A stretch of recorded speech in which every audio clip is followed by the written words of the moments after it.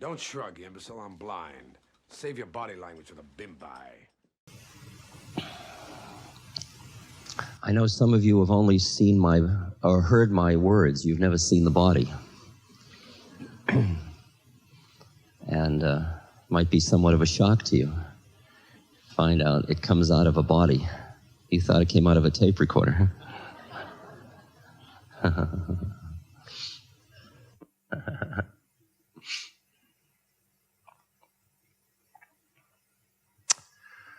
Well, here we are again and again and again and again. Some of us here have been checking in with each other since the late 60s. And for some people here, this is our first time in the physical bodies to be together. But yet there is something incredibly familiar about all this. And it's sometimes hard to figure out how it could be so familiar when it is not really, we don't know each other particularly in this incarnational history.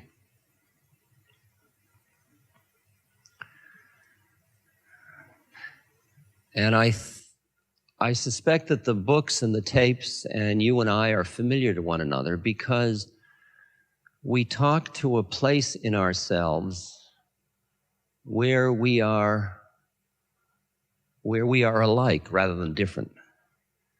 There is so much emphasis in the culture on how we're different from one another, how we're special,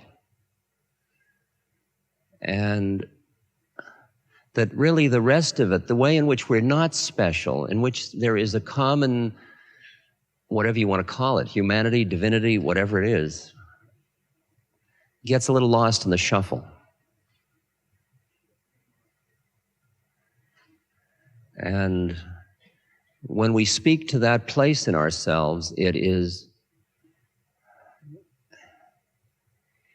a place that very often doesn't get exercised very much. It's a place where we feel at home together. Feels familiar and warm and comfortable, like an old slipper.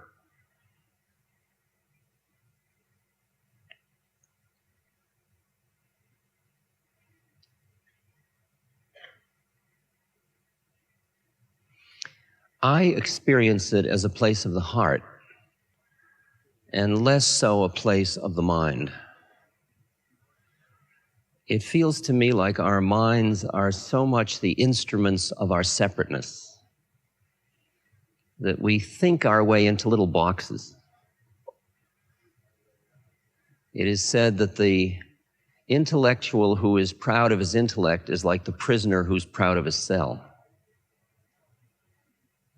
Now, in no way do I want to negate intellect or put it down. It has a beautiful place in this rhythm and scheme of things. But it does us a disservice when it takes over our lives. It's like having a robot that starts to run you.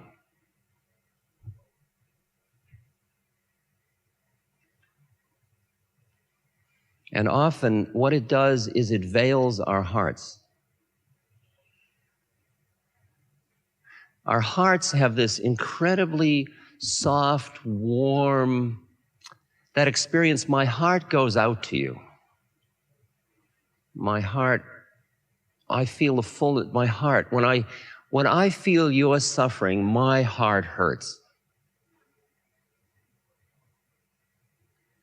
The heart is such a merging instrument. It is so much something that brings us together through the heart. The heart goes out. When you fall in love, you open to the universe. There's a kind of a merging, a flowing together quality.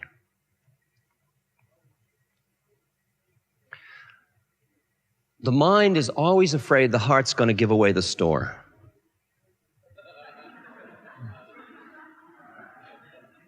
The heart's always saying, take the keys, take the house, take what you need. Here's some more.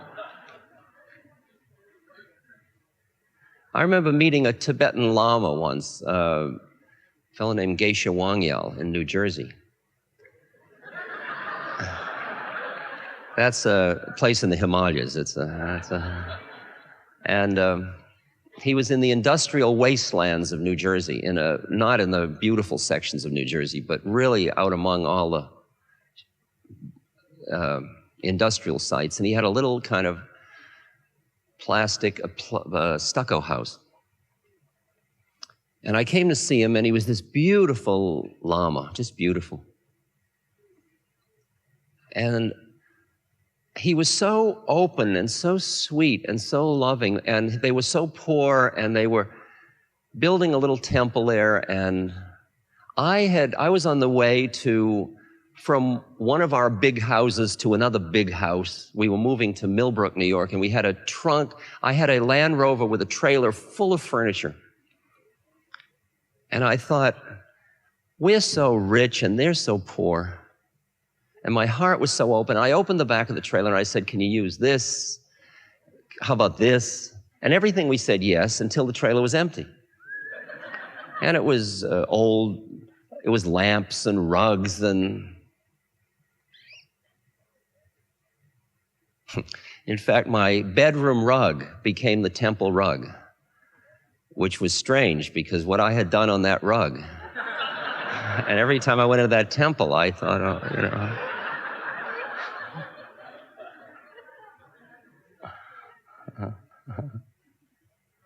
And I gave it all away, and then I just loved him so much, and they were so poor that I took my checkbook and I wrote out a check for roughly everything in my account, and I handed it to him. And I drove away, and my mind said,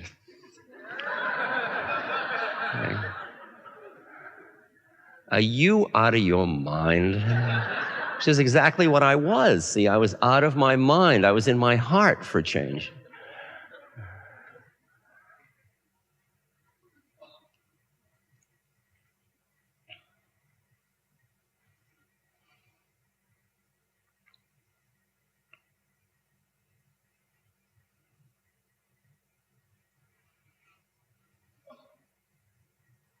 Our hearts have a hard time staying open, though, because there's not just one Lama in Freehold, New Jersey. I mean, in each of our lives, we come across so much suffering. And you couldn't, could you, keep your heart open all the time? You'd give away everything, and then you'd be suffering too. See, I'm in a funny predicament, and I must share it with you. I don't know quite how to do it, but see if I can express it to you. Most of the spiritual blessings I started to receive, other than the great ones I received from my parents and from my life experiences, but one of the turning points in my life was meeting my spiritual teacher in India.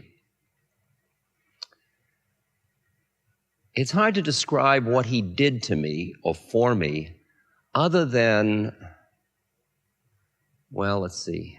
If I can, let me give you a little feeling for it. Okay, a quick story. That I've told many times. I'm in my Volkswagen microbus in India, old secondhand bus, and there are maybe 12, 13 friends in it with me. And we have gone to a little temple to make a pilgrimage because my teacher said he wouldn't see us until the afternoon, Guru. On the way back, the Volkswagen won't go up the hill because it's only running on 3 cylinders. It's got too many people in it. So I say, everybody get out and push. So everybody gets out but 2 women who were sitting in the back. And they're talking and they ignore me. So I'm getting a little bugged with them. We're pushing up the hill with these 2 women talking in the back. I'm thinking to myself, they should have gotten out and pushed. This isn't very kind. But I don't say anything because I'm a gentleman. And we get back in the car and we go back to the temple and we go into the temple and my guru is sitting across the temple, and as we're walking towards him, he's yelling at us. Ram Dass is angry, Ram Dass is angry. Everybody says, no, he's been very nice. No, Ram Dass is angry. The women wouldn't get out and push. Okay. Now, he kept doing that to me. Okay. I mean, once I went to Delhi when they first let me out of the temple after I went there in '67. And I went to Delhi to get my visa extended. And by then I was a real yogi. I had a long beard and long hair, and I was wearing a dress, and I had beads, and I was very holy. And I had been fasting, and light was pouring out of my head, and I was really out there, yeah. I mean, I was a spiritual materialist delight. And I got hungry in Delhi, and I decided to go to a vegetarian restaurant, and I went in there to eat what was proper for yogis. And Indians treat yogis with great respect, and so they were very respectful of me, especially a Westerner, doing this. And they gave me a table, nice table, and they brought special foods, and they were all pranaming to me, you know, because they were very honored that a yogi had the money to come into the restaurant in the first place. So at the end, they served me sherbet with 2 little cookies in it. And I knew the cookies weren't yogi food. I just knew they were English biscuits with sugar and stuff. But I really wanted them. And I was afraid they'd be looking at me. You know, they were watching to see what the Western yogi did. So I sort of ate them like, you know, I was looking over there, and I'd eat them, you know, and then I got back in the bus and went the 8 hours back to the temple. And when I came in to see my guru, the first thing he said to me was, how did you like the biscuits? Okay. Now, he kept doing that until, I just thought, ha, ha, ha, isn't he wonderful? And he's got all these powers. And then one day I was sitting in front of him, and these images came to mind, and I suddenly realized that he knew everything in my head. Oh my God, if he knows that, then he knows, oh, and if he knows that, oh. And it's suddenly all the things you go into the bathroom and close the door to think, he knew. And I couldn't even look at him. I was so embarrassed. It was like you've just been undone. You've been filleted. And when I finally got the guts up to just look at him out of the corner of my eye, he was looking at me with such love. And I don't think I had ever felt that I could be loved being fully who I was. Because I never met anybody that didn't want something from me.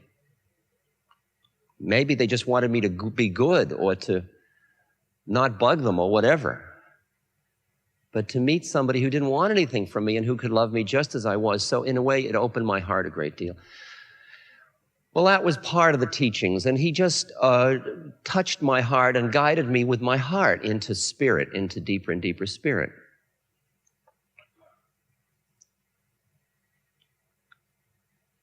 Now, he was known in a certain stage.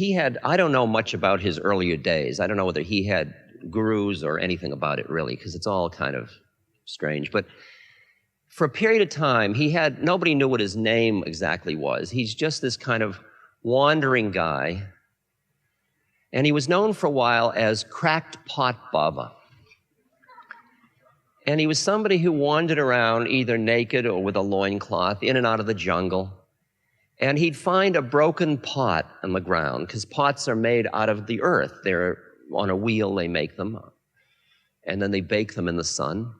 And then when they break, you throw them away, and they go back into the earth. So he'd take a piece of cracked pot, and he'd wear it in his head in the sun. And then when he'd get hungry, he'd beg with it. And that's what he had. That was it. That was his stuff. He had a cracked pot. Well, just the other day, MasterCard sent me my new MasterCard, and it's gold. And here I am, I'm in training, you see. My teacher, who I would like nothing better than to be, He had a cracked pot, and I have a gold MasterCard. See? I'm trying to put it all together. I mean, I'm not giving you a conclusion. I'm just giving you an interesting perplexity to me. The other day, I spoke in somewhere, and I speak every other night, so, and it was somewhere. And at the end of the lecture, somebody walked up. He was a man. He looked a little bit like what you might call a street person. He was in his 50s. He had baggy trousers on and looked unshaven, and he walked up to me after the lecture in a very friendly and familiar sense. He said, you're doing fine, but it would really help if you gave away your credit cards. And then he walked away. Who was he? What am I to do about that?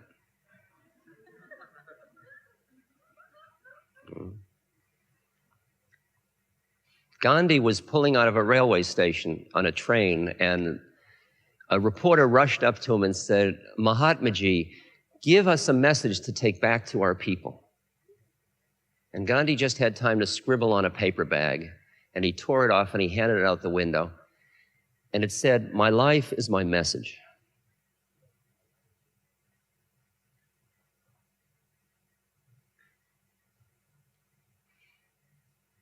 Now,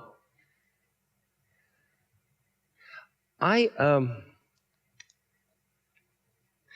have had, as most of you have had, experiences where you have had a direct sense of the unity of all things.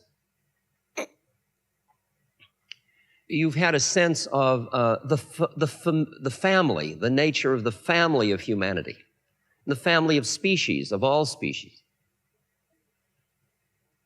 And you've looked out, there are places in your consciousness that you have touched where you have looked and you have seen that we are all sisters and brothers.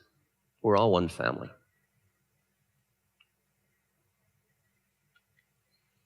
And when you feel that, you feel this incredible openness and love. That the heart knows. The heart doesn't make discriminations of you're this and you're that. It just sees family everywhere it looks. But my mind, when I'm in my mind discriminates between me and them. Or us, if you want to talk about my biological family and them, or us, my particular community of family and them. And what I will do for us is different than what I do for them. I have a hard time with that.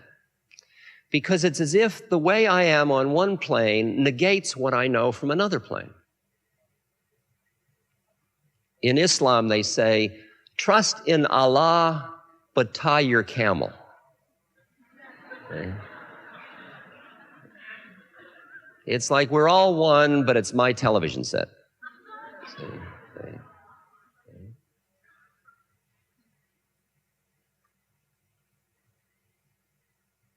Now, you are in the good guy mailing list just like I am. And you know each day, each week, there's all those letters. You get on one list and you had it. And then what is it each week? You sit with your checkbook.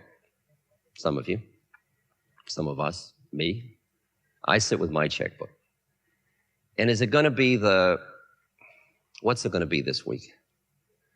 Is it going to be the people that are starving in Africa? Is it going to be the blind in Nepal? Is it going to be the battered women? Is it going to be the abused children? Is it going to be the seals who are being killed for their coats? Is it going to be the woods that are being destroyed by acid rain? Is it going to be the fight against the Ku Klux Klan? Is it going to be who's suffering the most? Is it probably I'll get a letter from Donald Reagan soon. You never know. I mean,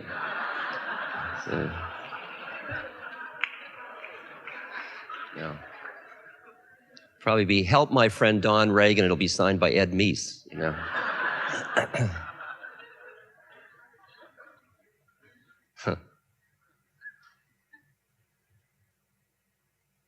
Because there is a lot of suffering. There's an awful lot of suffering. let alone walking down the street or driving through and seeing homeless people and seeing hungry people and seeing people that are the objects of violence and looking at the evening news and reading the newspaper of rapes and murders and paranoia and rip-offs and ugliness and harshness.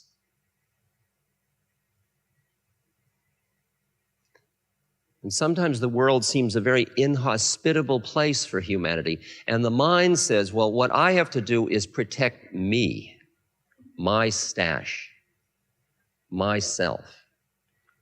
And so you know that money buys privacy, and so you have a little box that you live in, and a little box you drive in, and you lock the doors of the box you're in all the time.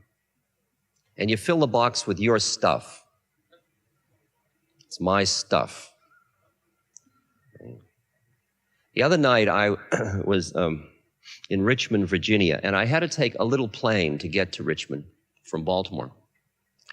And I use carry-on luggage because it's like playing Russian roulette when you use the baggage claim system. So I was carrying on my bags, but they wouldn't let me take it on this little plane. And they took it away from me and they put it in the hold of the plane. And then they gave me a conflicting instruction, and I went to the wrong place to find my bag, and by the time I realized it wasn't going to be there, the plane had taken off with my bags. And they called ahead, and the plane landed, and they couldn't find my bags. So I found myself in the hotel that night with no bags. Just me in the hotel room. Now, I started to list in my mind what was in the bags that I no longer had. Now, I didn't have my notes, so I wouldn't know what to say. Okay. I didn't have my clothes, so I would be looking somewhat disreputable. I only had the clothes on my back. I didn't have my heater to make tea that I had found specially.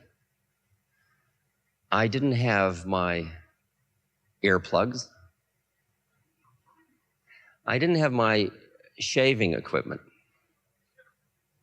I didn't have my gout pills. That was going to be a problem. I'd probably have gout within a week.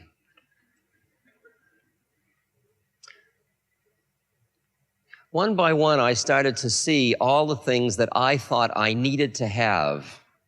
My little box of stuff that I carried with me like a turtle over my back, down these long, infinitely long corridors at the airport, like a pack animal, carrying my stuff. This is my stuff. Sorry, I'll carry my stuff, thank you.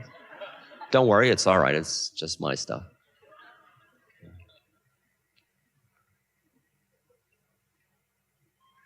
And I realized that the only thing finally I missed, I mean, I could replace all of it. I could call my doctor and get some more gout pills. But what I was missing was my address book and my calendar. Well, the address book, a lot of friends would go back into the void. But that happens anyway. I mean, the ones you see, and the ones you don't, you'll remember fondly. But the calendar was interesting, because that was the future. I had just lost the future. Okay. It's one thing to lose the past, it's another thing to lose the future. I mean, I wouldn't know what to do next. How do I know what I'm supposed to do? I trusted that calendar. It tells me what to do every day. I don't have any copies of it. May 1st, I'm supposed to be in Italy, but I don't remember where. How do I do that? Do I go to Italy and wait? I mean, I don't know what to do. Yeah.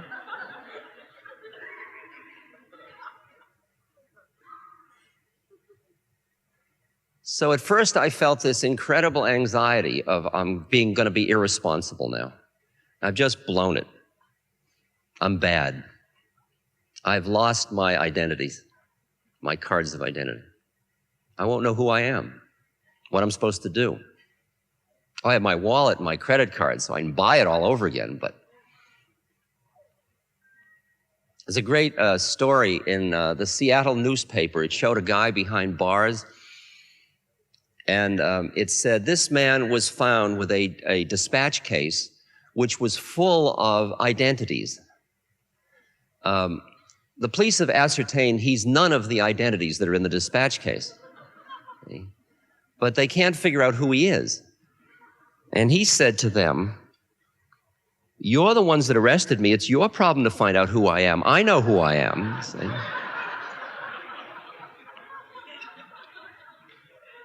And the sergeant said, "He has boggled the system because he's not somebody." The other one I like is the Nasruddin. Nasruddin was the Sufi rascal, and Nasruddin went into a bank. He was always very disreputable looking. He went into a bank to cash a check, and he handed the check to the teller. The check looked all right, and the teller studied it, but Nasruddin didn't. Finally, the teller said, "Well, the check looks all right, sir, but can you identify yourself?" Nasruddin reaches into his pocket, and he pulls out a mirror, and he said, "Yup, that's me."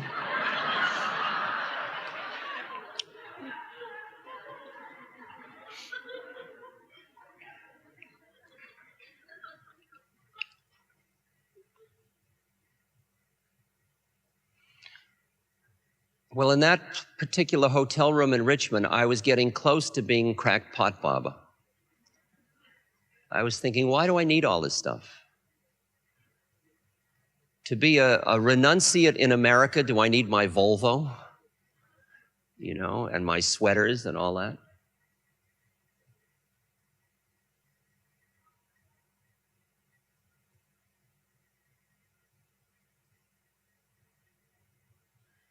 I was trying to figure out what the extent I could keep my heart open to the suffering of the world and give away things and go simply and live simply like other people live simply. And how much was the fear going to cause me to build my little box of stuff and protect my stuff? I collected for years stuff you never throw away, important memorabilia. You probably don't do it, but, you know, old pictures, things you're not wearing anymore, but you might someday want to wear later. You know, the wide ties, they may come back into style. You never know. Or old socks where one is sort of missing, but another one may turn up like it. You know, that kind of things you'd never dare part with, autographed this and that. And I had boxes of them, but I didn't have a home. So I had these boxes, maybe 15 boxes of them. Old psychedelia, things like that. And I would walk through life as a renunciate with a Federal Express truck following me, you know, carrying my life. And I keep moving. I had to rent warehouse space.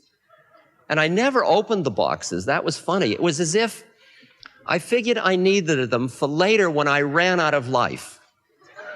You know, I mean, my life is so exciting. I don't have time to open those boxes and live out, oh, remember Agatha? I mean, I don't have time for that. This is too rich. This is enough. But apparently, somewhere in my mind is the thought, you're going to run out of this. And you're going to be so happy you have that. Well, I realized the folly of it because this was getting richer and richer all the time. And it was getting so bizarre because I could sit in an empty room on a mat, and it was enough. In fact, it got cluttered when you put anything else in the room. And there I was, sitting in an empty room with a storehouse full of boxes for later. So I decided to burn them, which is quite a leap. And I had a fire. First of all, I decided to throw it away before I decided to burn it. So I took it and I threw it in the trash. And then in the middle of the night, I thought, oh, I threw away that letter. Oh, I'll never see it again. Oh, I don't want to throw that one away. And I was out there going through in the middle of the night these bags. So I decided I should burn it. So I could not look backward. So I had a fire and my friends were all helping me burn things. And I'd look at each thing and say goodbye to it and then burn it. And then one rascal brought me all my pictures of my guru. He said, "Ready to throw these in?" I said, "No, not those." And I saw that I still need those, I said. And I saw what my limits were of what I was ready to throw away and what I still needed. So I'm down to about 5 boxes now. Maybe I've gotten rid of 10 boxes. A long way from crackpot Baba. Still having a history, still being somebody carrying my something around with me. Not quite ready to stand naked before the universe and say, "Here I am. Whatever will happen, will happen." A little frightened still. A little bit where my mind has a place to grab and say, "See, it could be bad. You'll be old and lonely. You watch out. Take care of yourself. Protect now. Insurance." I was playing Frisbee in Marin County. I'm just randomly associating tonight. I hope this isn't upsetting to you.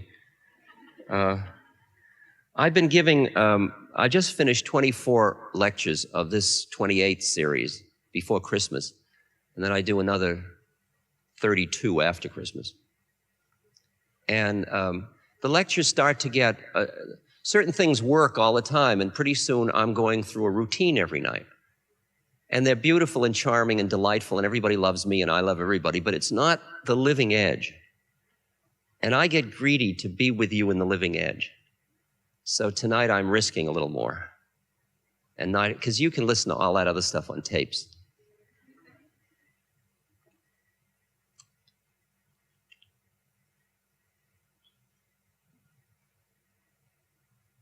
I was in Marin County. This is an old story. I was playing Frisbee. Actually, I was naked, because in California you do those kind of things. And I had rolled in clay. We had found a clay bank and rolled in it. And if this is too horrible, you don't have to visualize it, all right? You can just forget that part of the story. I was seeing this old jerk rolled in, naked with clay all over his face and body, running in the sunshine, belly hanging out. Oh, great image. But I was happy, and I was playing Frisbee, and the sun was dazzling, shining on the ocean like it was yesterday here. Beautiful day. I love the ocean. And I was about to throw the Frisbee, and through my mind went the inscription over Gandhi's tomb, which is, think of the poorest person you've ever seen and ask whether your next act will be of any use. Okay.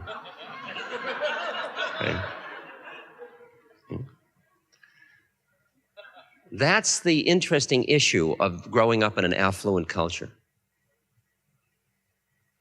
Do you throw the Frisbee? Can you look in the eyes of the poorest person and still throw the Frisbee? If you give up throwing Frisbees because it's all too serious, are you fully honoring your unique part in the drama of the universe? Does the drama include Frisbees, or is that too frivolous?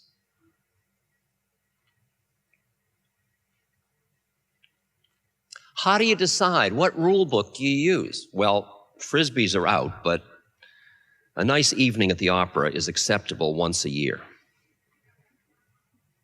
I mean, is there a rule book? I give away 10% because the IRS says I can. Who sets the rules? Who sets the rules about how much your heart can be open? Who sets the rules about who's us and who's them and how much you give and how much you hold? Who sets those rules? Who sets the rules about how much fun you can have for how serious you are?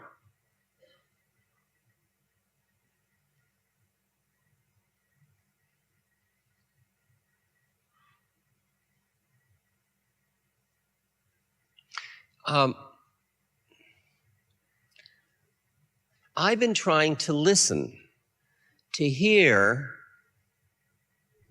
I realized that the only way I'm going to know how to act at any moment is learning how to trust my intuitive, what's called the heart mind, the intuitive heart mind, not the intellect, but the intuitive heart, because this is not a rational thing. You can't rationally decide because it's too complex a situation for your mind to figure it out. And the people that try to figure it out end up so in their minds and so cut off from the world by making every decision from inside their box, outward. They're always in their mind. And the quality of being in your mind is you're always thinking about everything, so you're always one thought away from where the action is.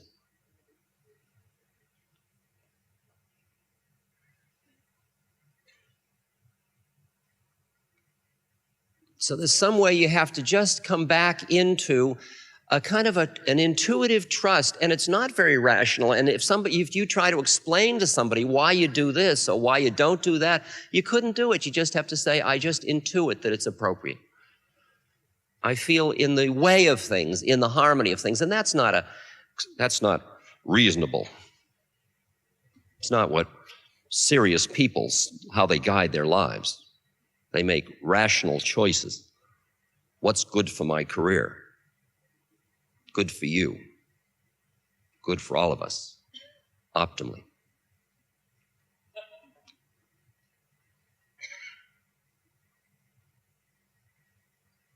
See, for a long time, for about 25 years now, I have been trying very hard to become holy. I've really done, some of you know my life story, and you know that I have really been working at it. Some of you have been sharing the work. We've been really huffing and puffing. We're like the little train that could. I know I can, I know I can, I know I can, I know I can. You know? And we've been absolutely determined to get enlightened. And I used to count how soon it would be.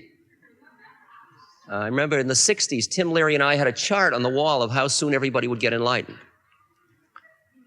It involved putting acid in the water system, but it was going to be soon, you know.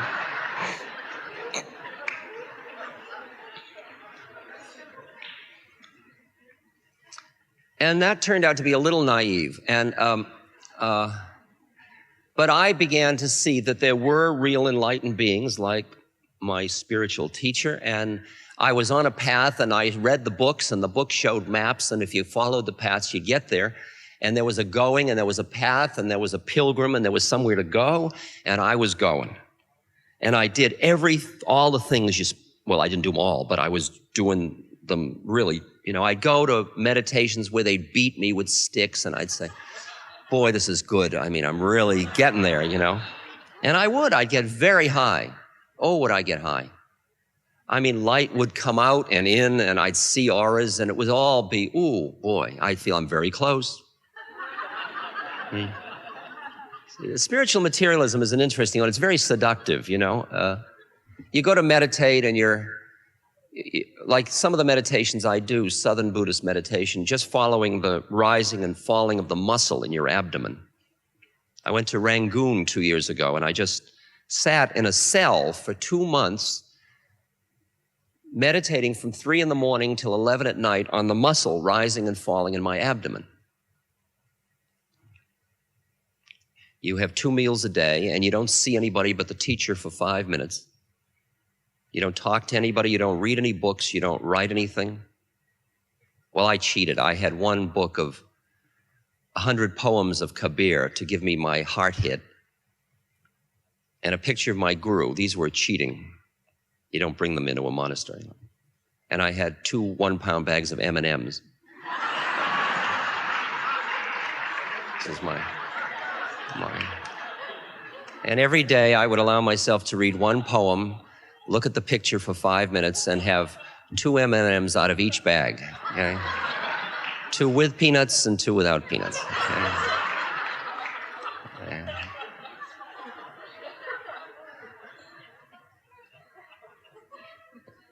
And the job is to see, you realize that you're creating all the suffering with your own mind. Because your mind keeps creating out of the stuff of the universe, it keeps creating these models of reality in which you're usually losing. You know, I mean, it's always just not quite right. Did you ever notice that? It's always just a little off, you know? And it's your mind that creates it. I mean, you're handed everything and you say, well, it's wonderful if only, see that one, it's the mind. So the game is to loosen the hold of all these structures in your mind that keep telling you how miserable you are, you know, and how horrible it all is and how much fear you should have, and just quiet down. And you learn, and one of the ways to quiet is to follow take any object and stick with it. And every time your mind wanders, you bring it back very gently. Don't get violent, just gently.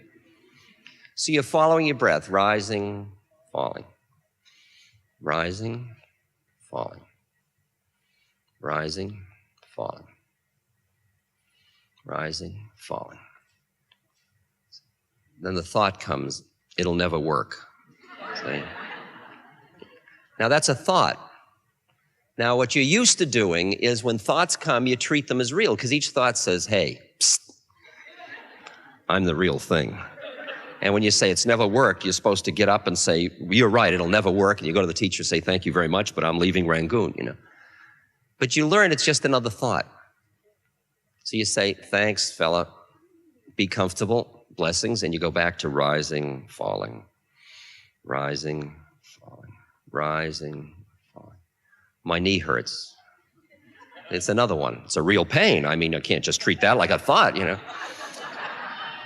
The knee won't fall off. Don't worry. You're just going to meditate for another 40 minutes. Then you can move the knee. Just let it hurt. Come on, just go back to your breath. You made a deal. You'll stick with your breath. All right. Rising, falling, rising, falling. You think it's time for lunch yet? See how all those little things grab you, and then I'm really tired. I don't think I can meditate anymore. That's a good one. The one that really gets you is rising, falling, rising, falling. I think something's happening. That's the one. Yes, I think something's happening. I just felt a thing in my spine, and there's a light, and wow, I better tell somebody. It's great. It's great. You go to the teacher and you say, and it's a very formal method. You bow and you say, I wish to report on my meditations. I have been following the rising and falling of my breath, which he knows since he told you to do it all day. But you say it, and you say, I note rising as rising. I note falling as falling. The rising has a quality, and then you describe the quality of floating. The falling has a quality of thickness. I want to report on a session at 6 p.m. last night. After 2 minutes, I became aware of the sound of a bird. I noted it as listening. The teacher says, did you hear the bird on the rising or the falling breath? I didn't notice. Please do better. And then as you're leaving, did you awaken this morning on a rising breath or a falling breath? I didn't notice. You'll do better. So you start from the minute you wake up, just rising, falling, and you do it until finally there is just the breath. It's quite extraordinary what happens. I won't go into it because that's the advanced course, but, you know.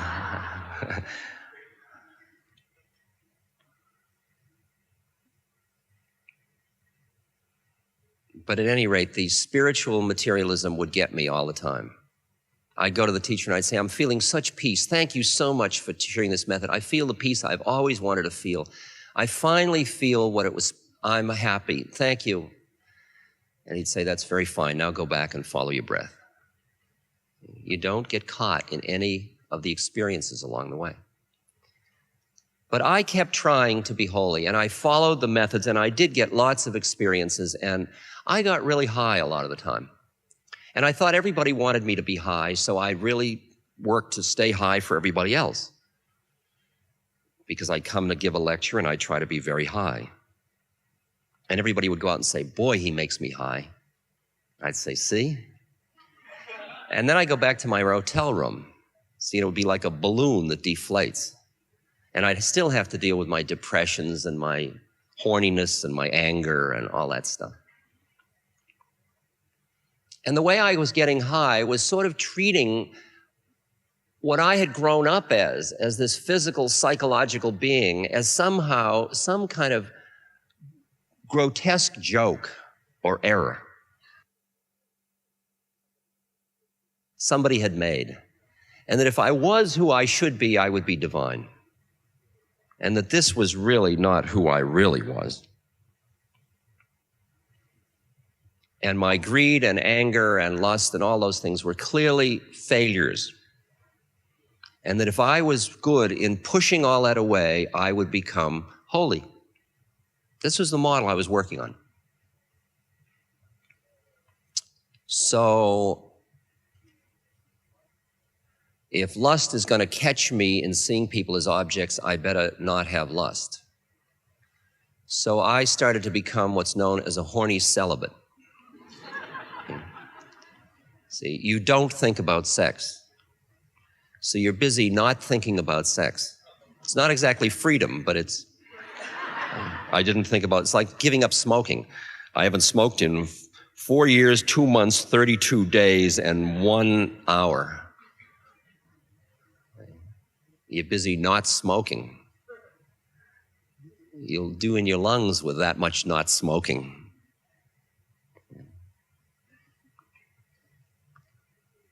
And I kept pushing away my humanity in order to embrace my divinity. And along the way, I got a lot of clues that maybe I was on the wrong path, but I couldn't hear it because I was getting a lot of support from my fellow renunciates, because they were giving up everything. And look at my guru who only had a cracked pot. But see, he wasn't giving up a credit card to have a cracked pot. All he had was a cracked pot. That's all he seemed to want, was a cracked pot. Like Ramana Maharshi, the great Indian saint, he said, I didn't eat. They said I was fasting.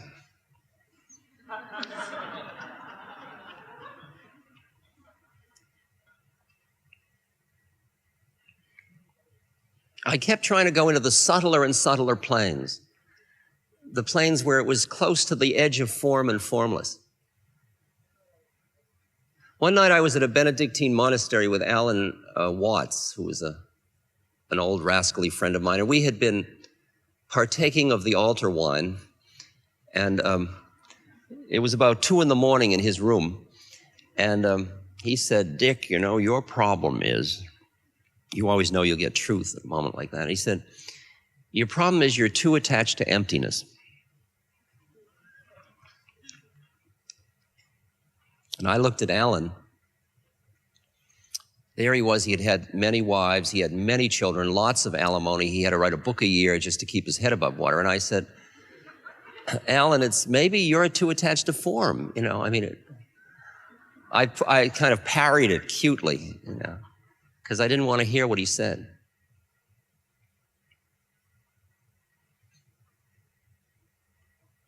And I'd read holy tracts. To be attached to enlightenment is to go astray, says the third Chinese patriarch.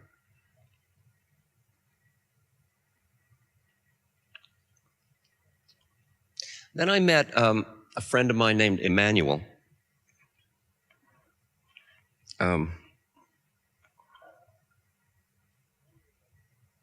Emmanuel doesn't have a body. It's amazing how many people say they're liberal. And they're liberal, I mean, your friend could be weird, but when you tell them that your friend doesn't have a body, even the liberals sometimes, well, I don't know about that. You know, it's very funny. I mean, why should you have prejudice whether somebody has a body or not? He's a nice guy. I mean, or, well, he's not a guy. He's a nice, whatever he is, you know, he's a... some people are so awed by beings that don't have bodies, you know, that they assume everything a disembodied being says is true, which is absurd, because disembodied beings are not necessarily any higher than we are. They just don't have bodies, because they're in between, or they're on someplace else where they don't need this kind of a gross body, or you can't see them because you're not looking with the right lenses or whatever. I mean, you can imagine somebody that was really kind of losing it on this plane, and they die, and then they figure they'll do good. So they send back messages like, buy United States Steel, you know, and the tone of it and all the way it comes through. I heard him say, buy United States Steel, and yes, and you go buy steel, and you lose. Because they lost in the market on earth, and they'll lose in the market in heaven. You know, it's not. So you can't just trust disembodied beings. You got to listen with your heart. There are a lot of heavy, good and evilly disembodied beings that are, and move here, and it's all going to end, and all that. But Emmanuel's really light. I like him. He's quite playful. The reason I like him is because he agrees with me, basically. And I said to Emmanuel, I work with people that are dying, and what should I tell people about dying? Emmanuel, you must know. You've obviously done it. He said, Ram Dass, tell people that dying is absolutely safe.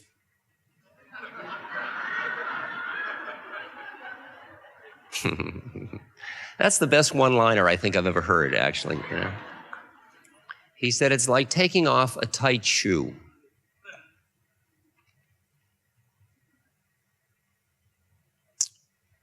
So I trust Emmanuel. I trust him enough to ask him questions, and I said, Emmanuel, what am I doing on earth? What is this about?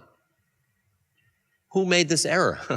What happened? What am I doing here? Am I going to get enlightened? What's it about? And he said, Ram Dass, you're in a school. Why don't you try taking the curriculum? Why don't you try being human? See, I hadn't thought about that strategy. See, because I was trying to be divine, because I thought that was what you were supposed to do. I was getting high. And he was saying, your humanity isn't an error, it's the curriculum. You took an incarnation in order to learn something. Why don't you try learning it? And you don't learn it by pushing it away. You don't learn what's in a book by pushing it away. You learn by opening it and reading it. Your humanity isn't an error, it's your part. It's what you do in life. So try being human.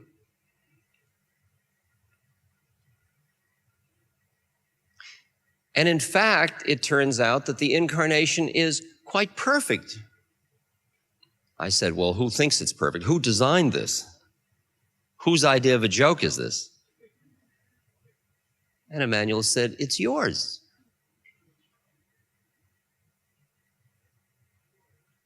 Now, when he says yours, he's not talking to me, Richard, personality.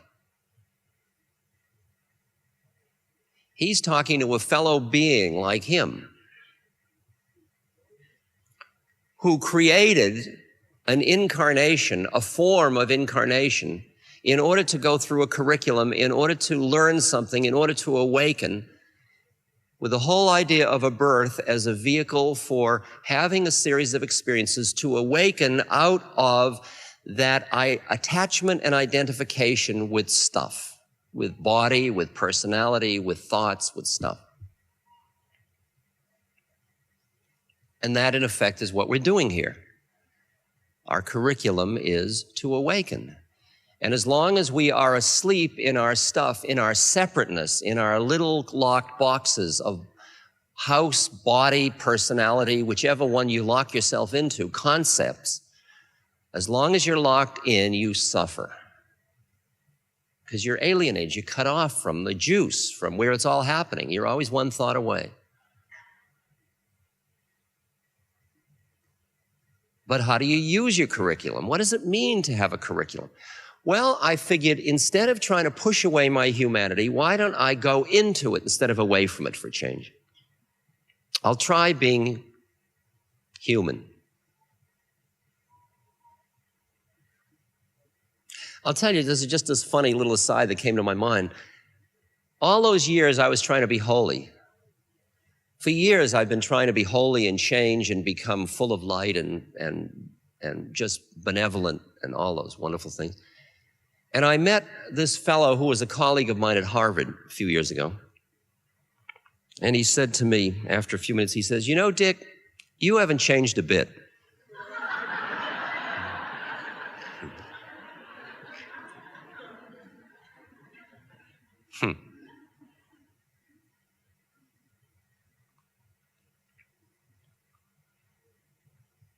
It's where he was looking from. But then I noticed that of recent years, the most letters I get are not letters saying, thank you for your divinity. They say, it's so wonderful, you're so human. Isn't that funny to be rewarded for being human all the time I was trying to be divine? And all those letters at first I'd say, well, little do they know. Then I began to think they're complimenting me. That maybe the way that after all, you and I are in incarnations, dreamlike though they may be, and that maybe the way in which we would be free, not high, but free, is we would be free through our forms, not in spite of them. Because as much as you push away something, it's got you. It's like, it's sticky stuff. Just like when you grab for something. For years, I wanted an MG. I just wanted an MG. I'd see them and my head would go. I got an MG now. I've tried giving it away twice.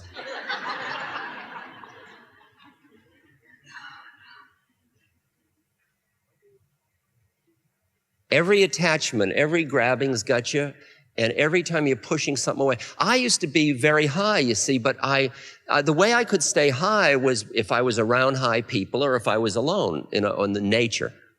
And I'd say, can't go there, it brings me down. Like, the city brings me down. Got to stay in the country. Some of you might have had that experience. I'd go home to visit the folks, and I'd come home as a combination of the Buddha and the Christ, the heart of Christ, and Abraham and Isaac. I was really out there. And I'd walk in, and my father would say, got a job? Okay. And I would, boom, and I'd say, I can't go home, it brings me down. Okay. They don't understand me, they bring me down. Okay. And I got so weird that I couldn't I was like distorted, I can't go there, it brings me down. Can't go there, it brings me down. No, can't see you, it brings me down. Can't do my taxes, they bring me down. Can't,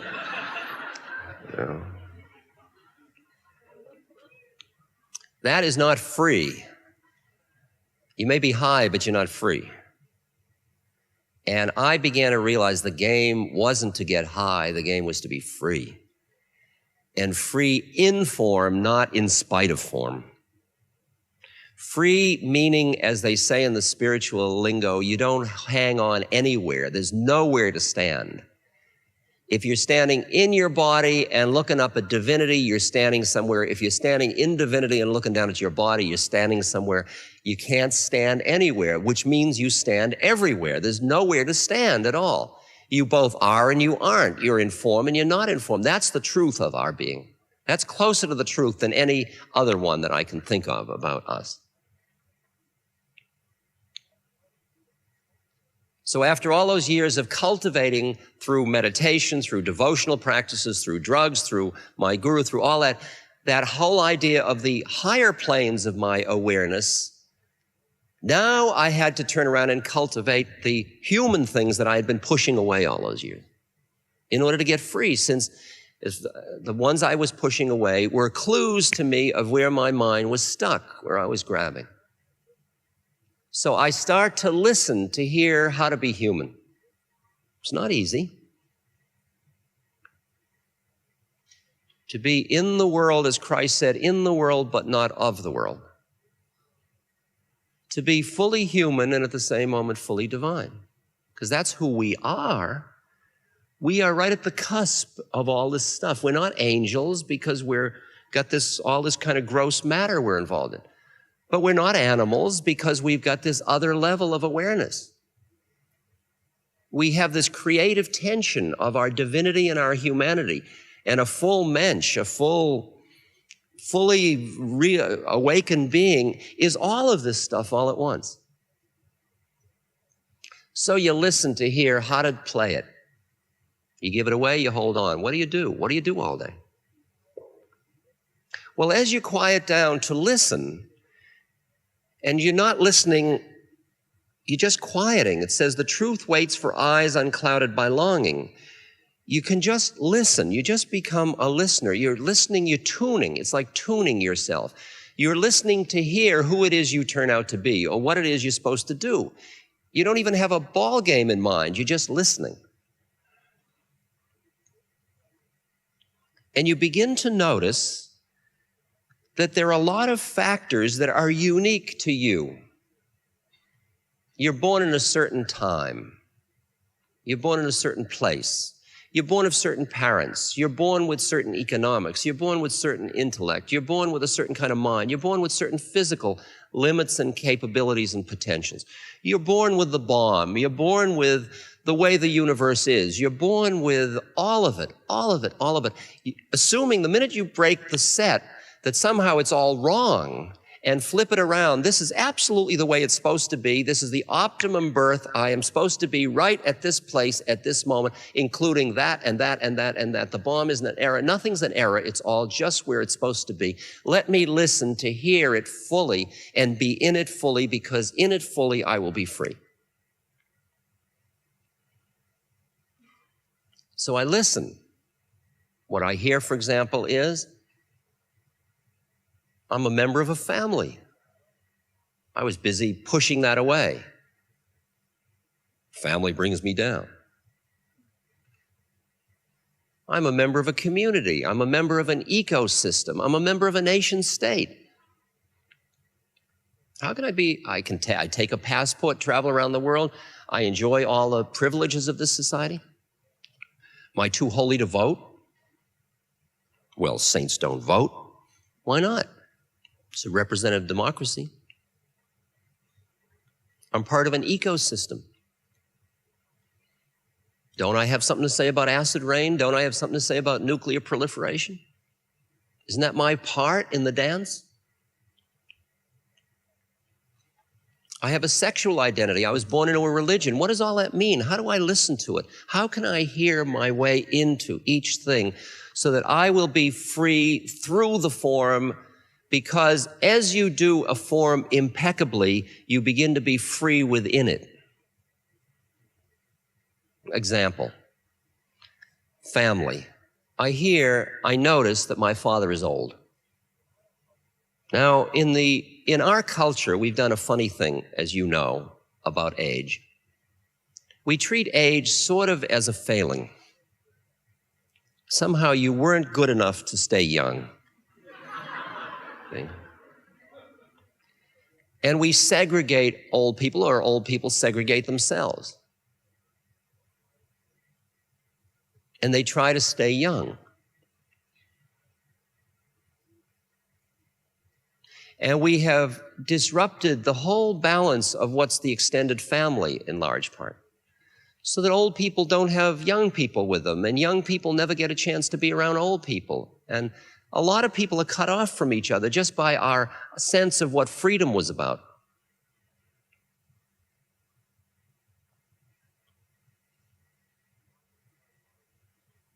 So I look and my father has money. Okay, you got money, take care of yourself. You're old. You can have help. You can have what you need. He's got my stepmother. But I see he's old and he's getting frail, and it would be nice if I were around. And I'm the unmarried one in the family. No, I'm Ramdas and I'm busy doing good. But I am also the unmarried one in the family, and I could live at home. I could do that. So I go home.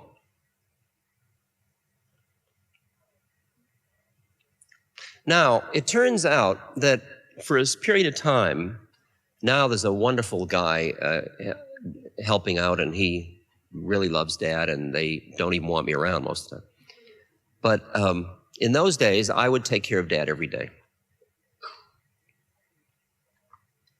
And in the mornings, it involved a regimen that was about 2 hours. Waking Dad, getting his feet over the side of the bed, getting him up on the walker, walking with him into the bathroom, toilet, taking off the pajamas, brushing teeth, helping him brush his teeth, helping him into the shower, soaping him, washing, drying him, sitting him down, putting on his clothes, combing his hair, getting him up on the walker, walking with him into the kitchen, making food, setting it in front of him, helping him eat. He ate by himself, but just providing it, giving him his pills, giving him his insulin shot, walking with him back into the room. It's just a routine. And with somebody that's frail, they're most comfortable if it's a sort of regular routine.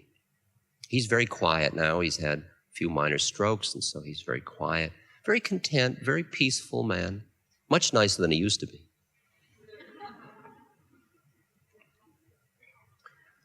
So I do this every morning. Now, after a while, see, you got to understand, I'm busy learning how to be impeccable, okay? So I'm helping Dad.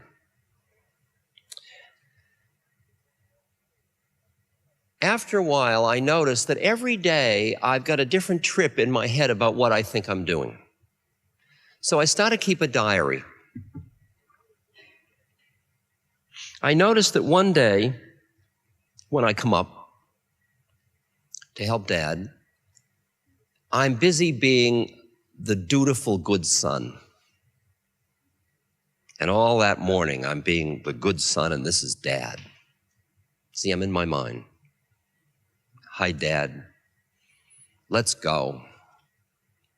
And I'm just really a good son, and I'm just feeling myself being a good son. And we go through it all as good son and dear old Dad. The next day, I've got something else on my mind. And I noticed that what I put in my diary that day is that the general tone of my mind was long-suffering. Dad, could you walk a little faster? The whole thing is I'm being put upon. I'll do it. All right, I'll do it, because it's a good thing to do, and he takes care of his father. But the next day, I noticed in my diary what I've written is that I was busy being a spiritual being, helping my father through the transition. Dad, you have to understand about age.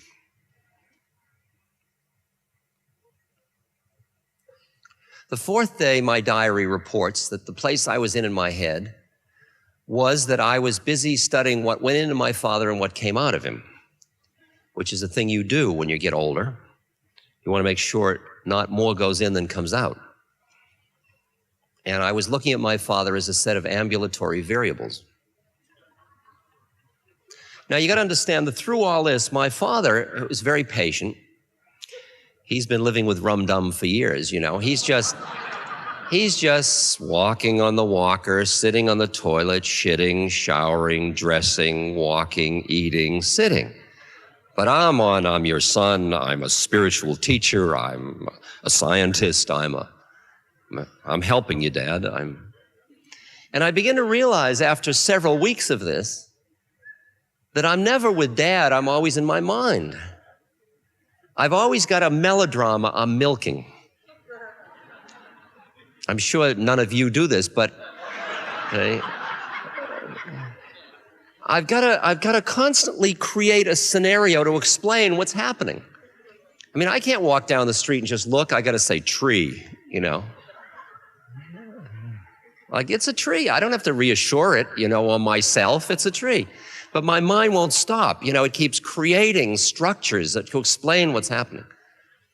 And always I'm one thought away, and Dad is just right here. He's just walking, sitting, shitting, showering, walking, eating, sitting. I go off to Rangoon to sit, breathe. But back here, I'm not just, in Rangoon, if I'd have a thought, I'm sitting in meditation, I'd say, that's a thought, go back to your breath. But somehow back at home with Dad, it gives license for my mind to create drama after drama after drama. And after a while, I see in the diary that I'm just creating the stuff and it's cutting me off from the world, and I, sooner or later, going to burn out because I'm going to run out of scenarios. I'll run the scenario through, this is boring, which is just another scenario. I'm bored. Right, how does it feel? Boring. Think there's any end? No end. So I'm going to just be doing this, and it's boring, and nothing ever happens. Really horrible, huh? Yeah, terrible. It's really boring. How does it feel? Well, it's kind of, bleh. It's thick and boring. It's that thing, it's that place. It's just another creation of mine. Milk it. Oh, gee, I've been bored all week. It's raining, it's been raining, and I'm bored.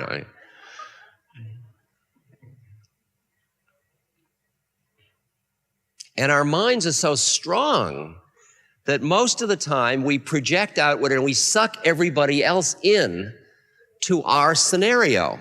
And what we do is we enter into these conspiracies with each other. I'll make believe you are who you think you are, if you will make believe I am who I think I am. My father doesn't care. I mean, he's 88. He doesn't care. He just wants to walk, sit, shit, shower, eat, sit, you know. He's waiting for me. He's like the Buddha. He's just looking benevolently, waiting for me to finish my trips. Had enough tripping? No, I'm going to do something. I'm going to be funny today. Okay, we'll wait. Finally, even I, as stupid and dense as I am, see my own predicament, that this is the opportunity with my father. Like in Rangoon, when you get tired of sitting and following your breath, you do a walking meditation in your cell, which means you stand up and you bring your awareness to your feet so you can get a little exercise, and you notice lift, push, place, lift, push, place, lift, push. When you get really subtle, you notice intention to lift, lift, intention to move, move, intention to place, place. It gets very subtle. So here I am, and I suddenly realize I'm walking behind my father. He's just doing lift, push, place. You know, I'm busy helping dear old dad. You know, I'm not with dad. There's my opportunity. So I started to do it with dad, where lift, push, place, see? And then I'm just buttering toast. And I'm wiping and washing and lifting and smiling, and I'm just in the moment. Instead of all the models in my head, I just started to do the thing. I just come into the moment, and suddenly Dad and I are together. We met in the brushing of the tooth. We met in the hand on the skin.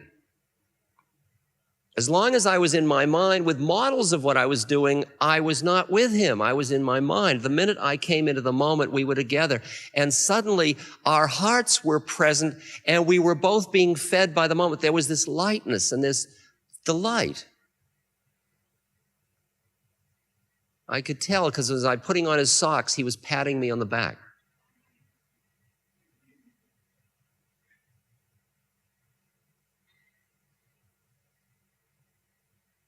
Put him into bed and kiss him goodnight, and he says, good night, and he doesn't quite remember my name. He knows me, but he doesn't remember my name. Good night, kiddo. Oh, so sweet. And so I started to get absolutely into ecstasy doing this every day.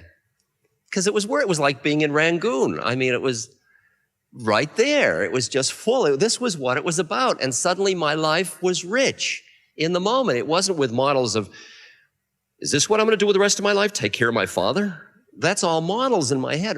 This was on my plate, and this was what I was doing, and it was enough. So my brother Bill said to me, gee, he's a lawyer. He said, in Long Island, he said, gee, Rich, really great you're taking care of Dad. Which means he doesn't want to do it. So I milk it. I say, well, Bill, somebody's got to do it. You think I'm going to tell him that it's the most exciting thing I do, that I pay to do it, that I'm going to get to God on it? He'll want to do it.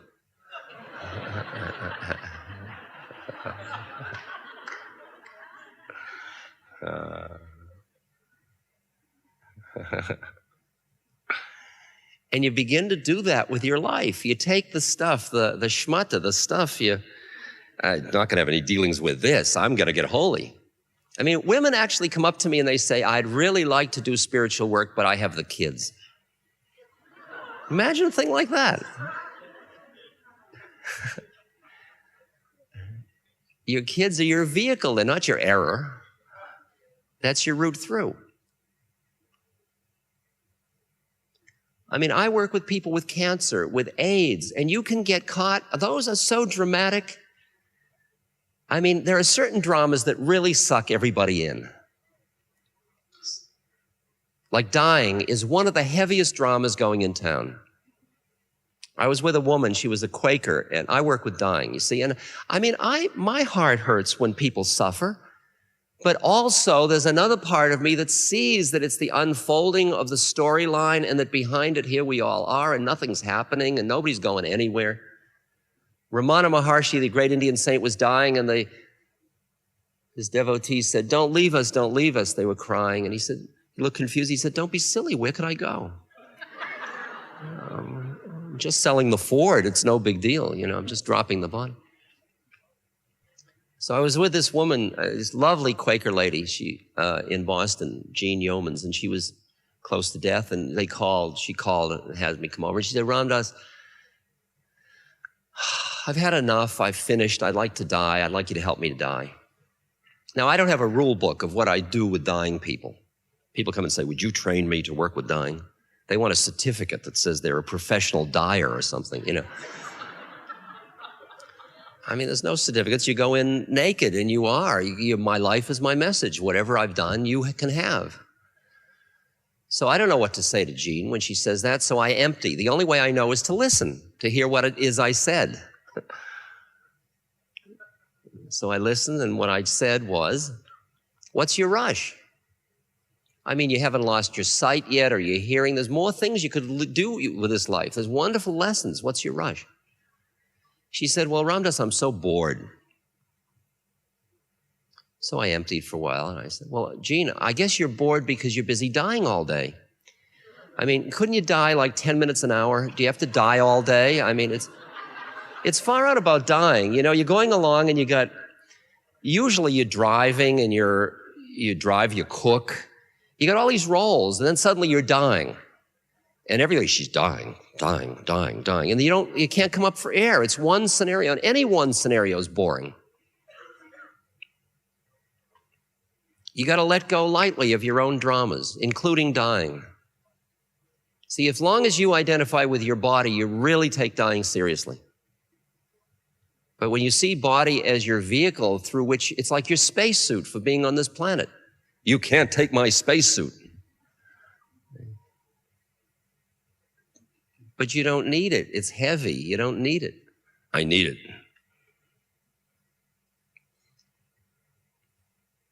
You start to let go lightly. Let go lightly. Hold on tightly, let go lightly. You honor it, you take care of it, and as it drops, it drops. It's natural that it drops, by the way. You might have noticed that everybody dies. Isn't that far out? You might have not wanted to notice that, but it is true. Like when I was, in the early days, I was busy being my body. And during those days, I was busy not going bald, for example.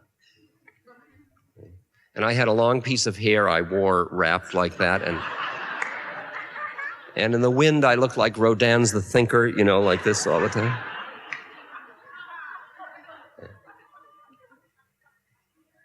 Then I was my personality for a while. I decided I wasn't my body, I was my personality. And I was my roles, so I was a therapist. And I took it very seriously. In fact, I was a Freudian. So I didn't see other people, I just saw psychosexual stages of development. I saw early phallics and late anal retentives. And you had to be my patient because I was a therapist. You were a potential patient, even if you weren't an actual patient yet. Parties were full of potential patients.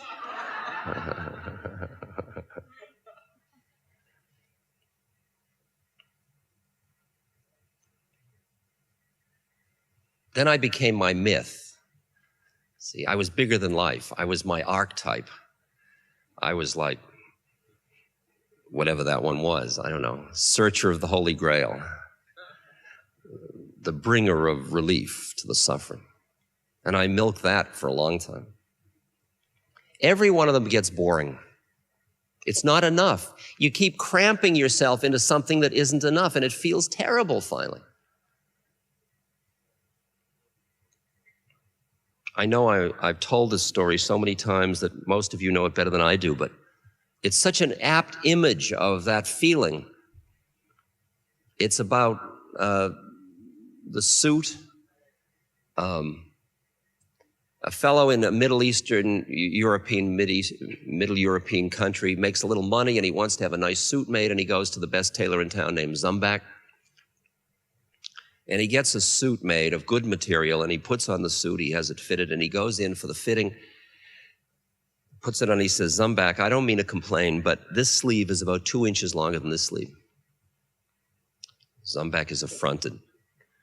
There's nothing wrong with this suit. It's the way you're standing. If you stand like this, it fits perfect. So the guy's standing like this, and he looks in the window, in the mirror, and there's all this material bunched up back here, and he says, Zumbach, my wife hates it when there's all that material. Would you take that out? Zumbach said, there's nothing wrong with the suit. It's the way you're standing. If you stand like that, it fits perfect. So finally, he has the suit fitting absolutely perfectly. And he leaves, and he gets on a bus in his new suit. And a man comes up to him and says, what a beautiful suit. I bet Zumbach the tailor made that suit. And he said, how did you know? He said, because only somebody as skilled as Zumbach could fit somebody so perfectly who is as crippled as you are. Okay. Okay.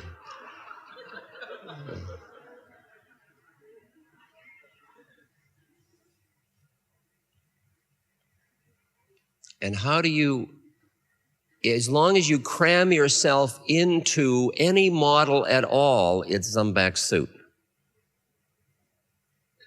I'm a man. That's only part of who you are. No, I'm a man. You watch people get lost in any definition, and they always look like they're in Zumbach's suit. My parents and my schools all helped me become somebody I thought I was. And I knew who I was. I was who I thought I was. Except it felt terrible. But everybody told me I had won. They said, you're a success, aren't you? Oh, we're so proud of you.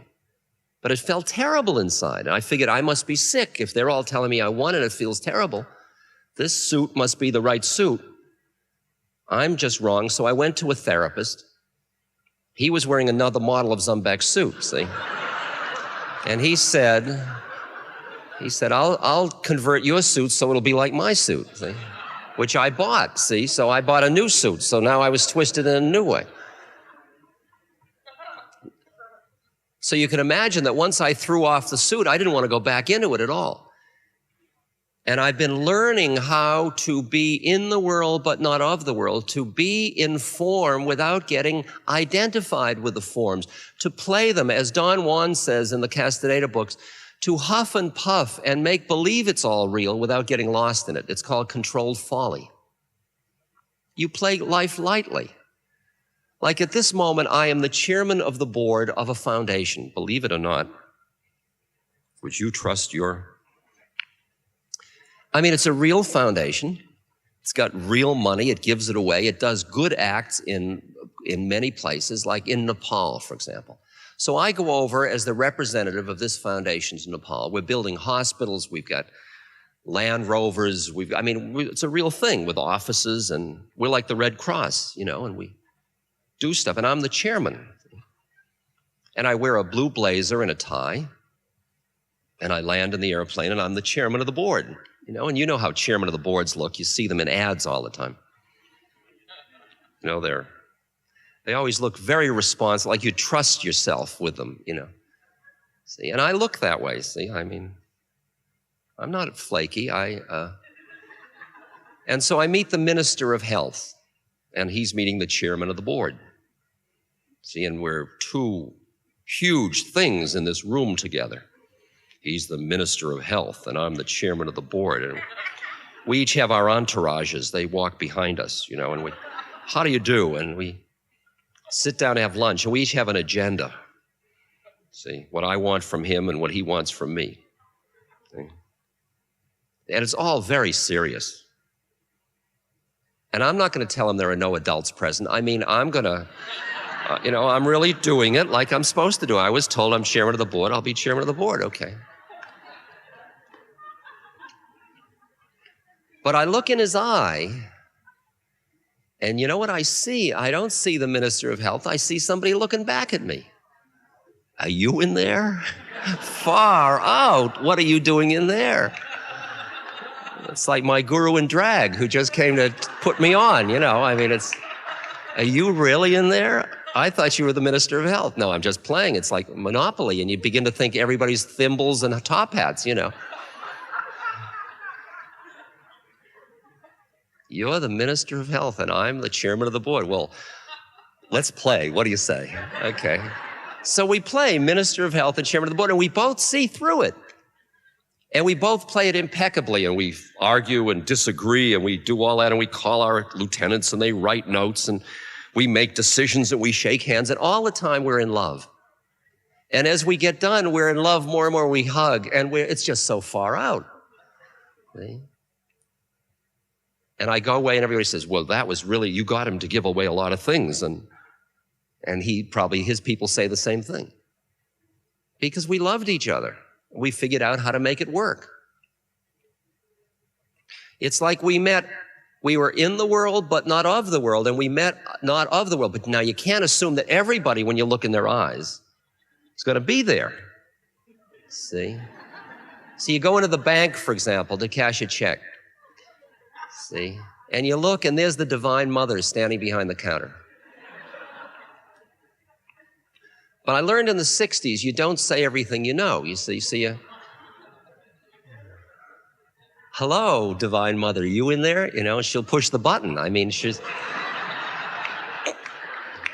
we've got a bad one here. You know.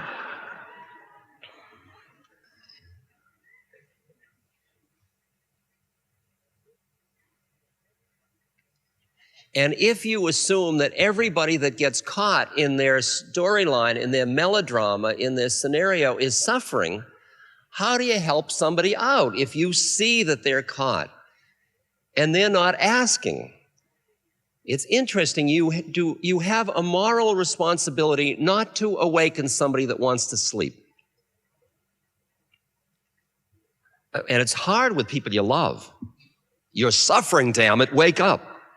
Let me take you out of your suffering.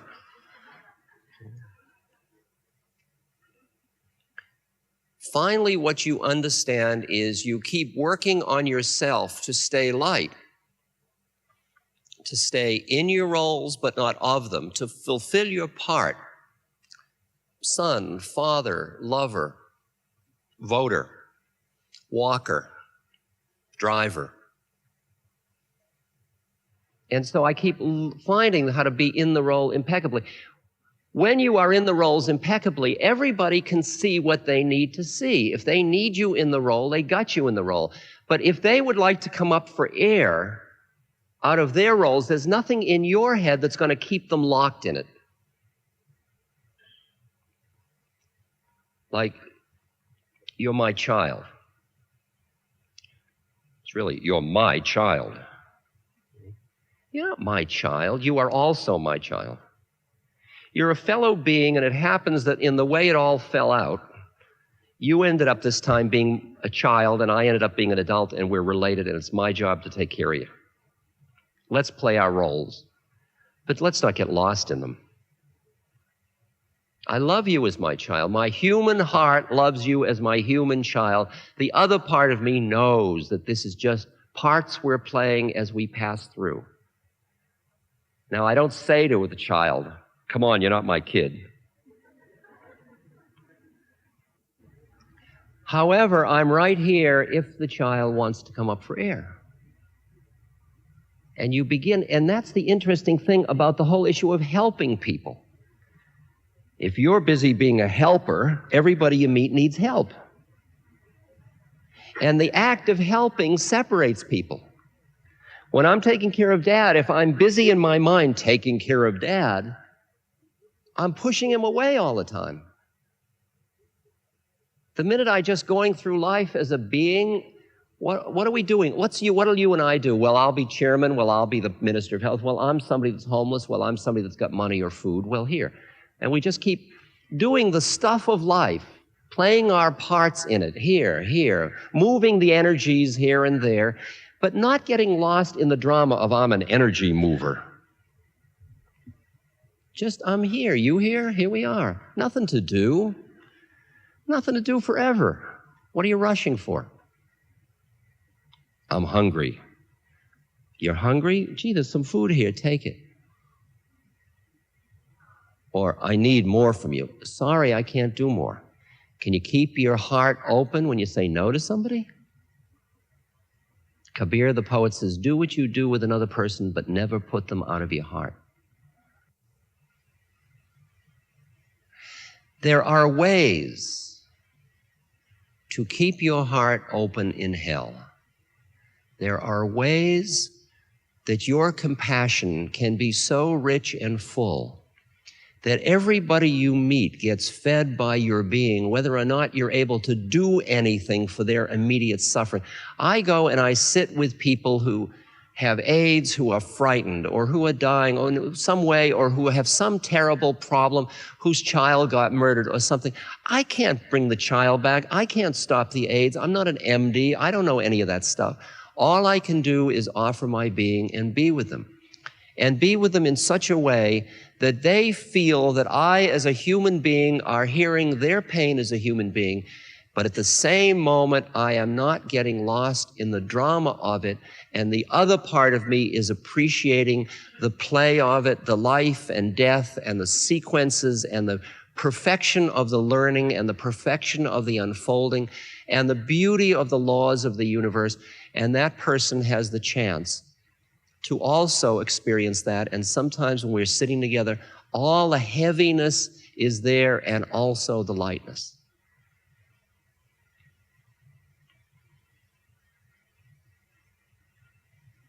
And we help each other by helping each other get untrapped from the scenarios that are the cause of the suffering. It isn't the AIDS that is the cause of the suffering. It's the model in the head about the AIDS that's the cause of the suffering. It isn't pain that is the cause of the suffering. It's the resistances that are the result of mind that cause the suffering. Each moment is what it is. Even the moments of dying, even the moments of pain. It just is. Ah, ah, ah, ah.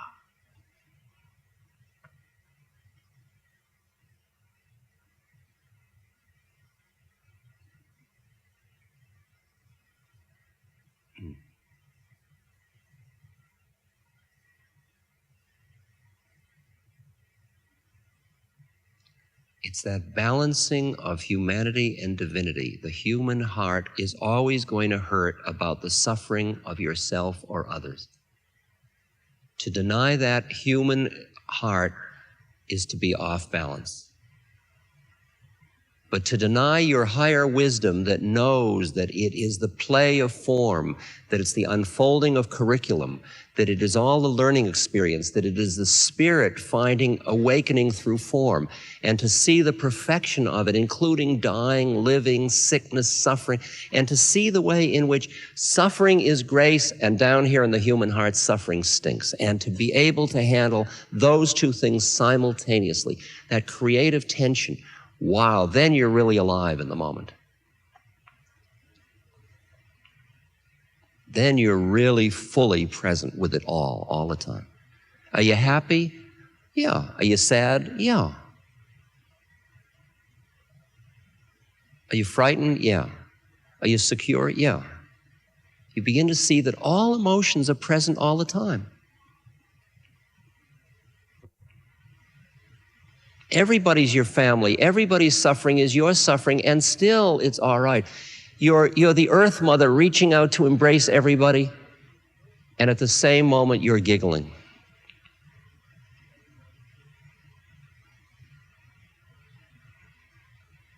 And it's that lightness and that peacefulness and that sweetness and that embracing.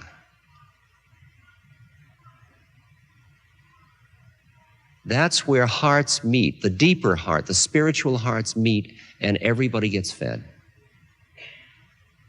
If you are in any relationship that you don't come out of it with this, at least the energy you went in, and in fact more, probably more, if you're using up, you must be doing it from the wrong place in your head.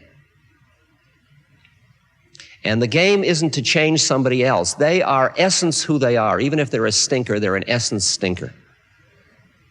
It's funny, you look at trees and you see an elm, an oak, and a pine, and you don't say the elm should be an oak, but you look at humans. Why aren't you more like your father? You end up not being so busy trying to change everything all the time. If something gets you, it's showing you your stash of clingingness of mind. I came into a lecture the other night, and I like this kind of a microphone. And I came into the lecture, and I was all sweetness and light. Here comes Ram Dass. Oh, hello, can I hug you? Oh, yes, and I'm so full of love and sweetness. I walk into the hall, and I look, and there's an upright microphone. I said, what's that? He said, well, it's the microphone. It's the only one we could get. Well, that won't do. And suddenly I turn into this ugly, and I'm manipulating people. We've got to get another one. And I then break up. I mean, it's like my guru just came as a microphone to get me. Caught you again, you phony holy. Yeah. And you get so that when somebody gets your goat, or somebody comes on, or somebody gets angry or something, you love it. Because when you're clear, you pass through people's projections through you like Chinese food. They just go right through you. You just take them, notice them, see if they fit, then run them through. Quick hit, and then it's gone. But the minute one gets you, a projection, and you start to go into Zumbek suit. Got me again. Wow, thank you. Because I want to be free. I don't want to insulate myself and be high, so let it come on. Let me look at the earth and the universe. Let me look at my fears and my boredom and all of it. I'm going to embrace it all, and I'm going to be free in the midst of life, not in spite of it. Now! Colonel, please, can we... Charlie, I'm going to do it anyway, all right? Whether you say so or not. Here we go. Okay. Wait. Just wait. Here I go. Here I go. Wait.